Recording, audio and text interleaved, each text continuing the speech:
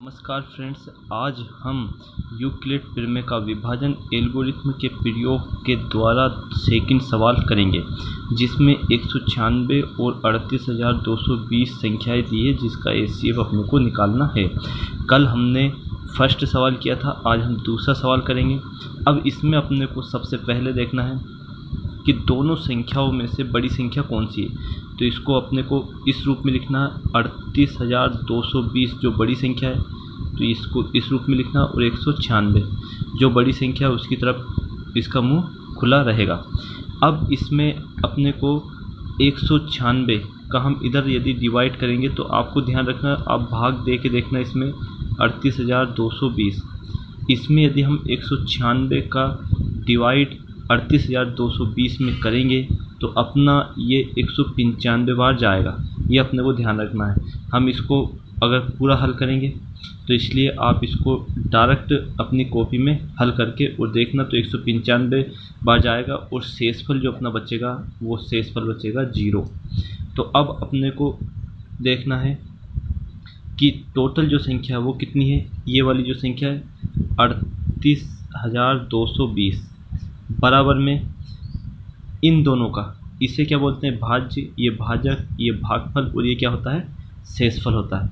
इनको 38,220 ये यूक्लिड विभाजन एल्गोरिथ्म प्रमेय के आधार पे कर रहे हैं हम। तो 38,220 तो 196 लिखेंगे, इंटू क्या लिखेंगे 195, और प्लस में हम लिख देंगे 0, मतलब भाजक इंटू भागफल प्लस शेषफल।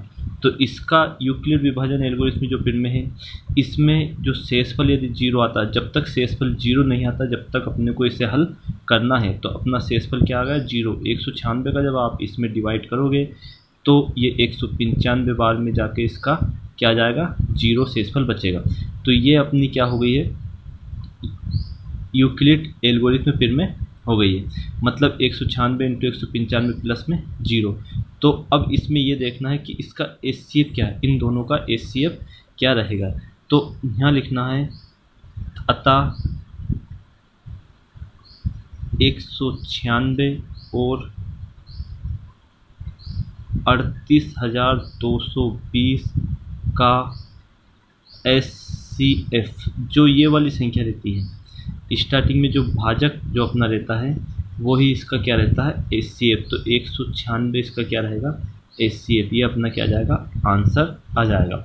इसी प्रकार से हम अब तीसरा सवाल करेंगे। इसको भी यूक्लिड विभाजन एल्गोरिथम प्रमेय का द्वारा अपने को हल करना है।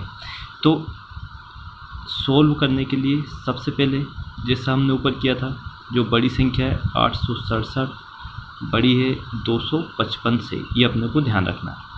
अब इसका 255 का हम यदि डिवाइड करेंगे 867 में, ये आपको रफकारी में करके देखना है, लेकिन एग्ज़ाम में आपको डायरेक्ट इतना ही करना है।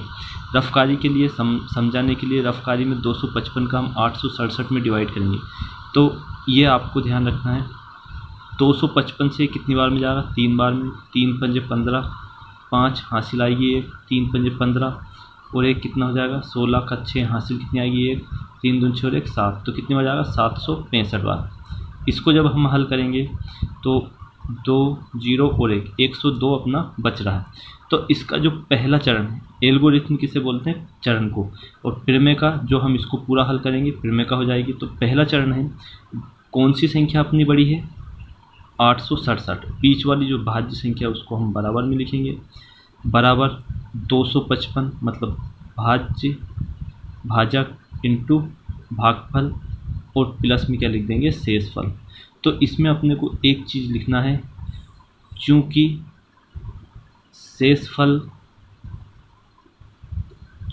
शेषफल बराबर नहीं है 0 के, जब तक इस प्रमेय का मतलब ये है कि जब तक शेषफल 0 नहीं आ रहा जब तक इसको अपने को हल करना है। तो शेषफल 0 के बराबर में नहीं। इसको फिर हम आगे करेंगे 102 में, अब कौन सी संख्या का भाग देंगे 255 में भाग देंगे 102 का। तो ये कितनी बार जाएगा अपना 2 बार, तो कितना हो जाएगा 204। अब कितना बचेगा यहाँ 51 बच रहा है। तो ये भी दूसरा चरण लेके चलेंगे।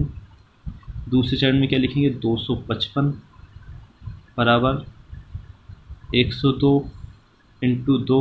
अब तो आपको समझ में आ गया होगा क्या लिखना है क्या नहीं लिखना है।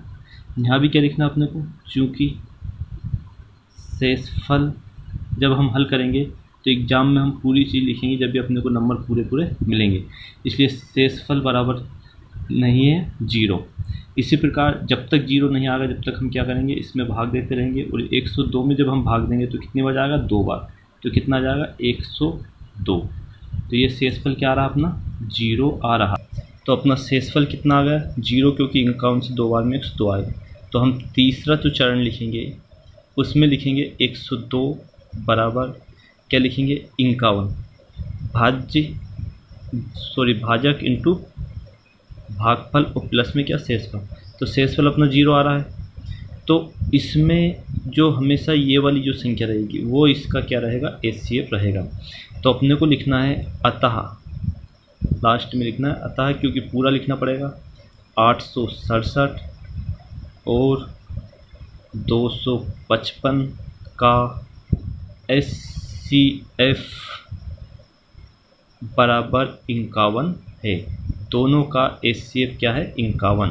तो ये अपने थे यूक्लिड प्रमेय का विभाजन एल्गोरिथ्म के द्वारा 3 सवाल थे। अब हम अगला सवाल करेंगे, सेकंड सवाल।